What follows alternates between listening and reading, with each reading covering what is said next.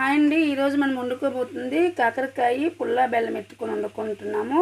First అయితే pan పెట్టుకోవాలి, తగినంత ఆయిల్ వేసుకోవాలి. ఆ తర్వాత ఉల్లిపాయలు, కారము, పసుపు గుండ, ఉప్పు అన్నీ వేసుకొని కలుపుకొని అది ఫ్రై అయ్యాక ఇదో కాకరకాయలు వేసుకొని ఇలా కలుపుకోవాలి.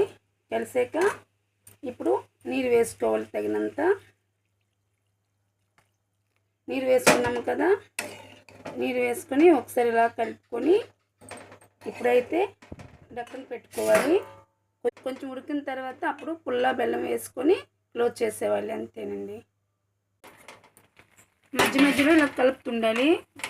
ఉడికిన తర్వాత మనం బెల్లము పులుపు వేసుకోవాలి. ఇది కాబట్టి ఇప్పుడు మంచిగా ఉడికిపోయింది కదా. ఇప్పుడు పులుపు వేసుకోవాలి, బెల్లం వేసుకోవాలి.